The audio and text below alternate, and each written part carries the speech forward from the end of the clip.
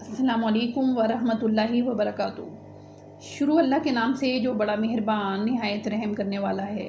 ہمارے پیارے نبی کریم حضرت محمد مصطفیٰ صلی اللہ علیہ وآلہ وسلم کا فرمان عالی شان ہے، میری جانب سے لوگوں تک پہنچاؤ خواہ ایک ہی آیت کیوں نہ ہو۔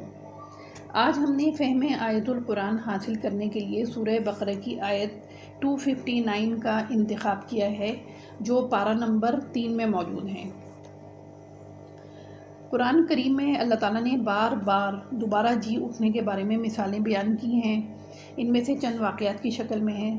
صرف سورہ بقرہ میں 5 مقامات پر اللہ تعالیٰ نے مثالیں بیان کی ہیں۔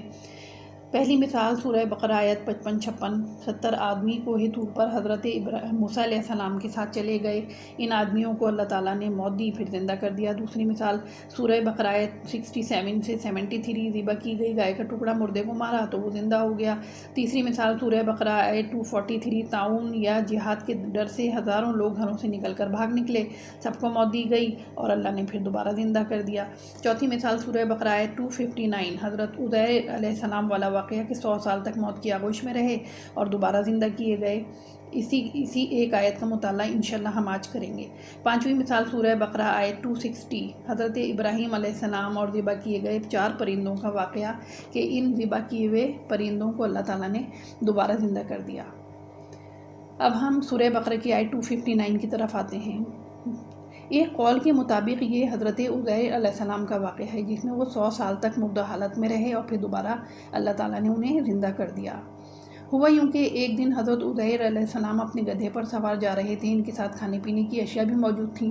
راستہ بھٹک گئے، چلتے چلتے ایک ایسی بستی میں پہنچ گئے جو چھتوں کے بل اوندھی پڑی ہوئی تھی۔ زندگی کے کوئی آثار نہیں تھے، جا بجا انسانی ہڈیاں، جانوروں کی ہڈیاں دھوپ میں چمک رہی تھیں۔ حضرت عزیر علیہ السلام کو خیال آیا کہ سب کس قدر تباہ کن ہے اور یہ سب چیزیں کتنی بوسیدہ ہو گئیں۔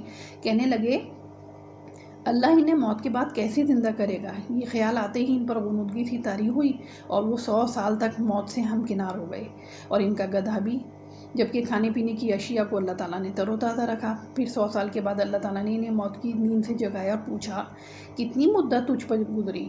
کہنے لگے ایک دن یا دن کا کچھ حصہ۔ اللہ تعالیٰ نے کہا نہیں، تو 100 سال تک مردہ رہا۔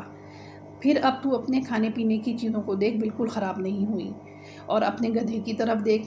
انہوں نے دیکھا تو گدھے کی ہڈیاں علیحدہ تھیں، یعنی کہ وہ مر چکا تھا۔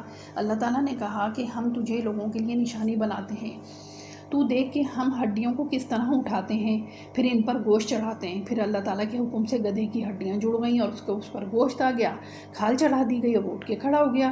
حضرت عزیر علیہ السلام کے منہ سے بے ساختہ نکلا میں جانتا ہوں اللہ ہر چیز پر قادر ہے۔ اس واقعے سے بھی ہمیں پتہ چلا کہ اللہ تعالیٰ قیامت میں کس طرح زندہ کرے گا، اور ہمیں یہ بھی پتہ چلا کہ اللہ تعالیٰ ہمیں کس طریقے سے سمجھا رہا ہے قرآن مجید میں بار بار۔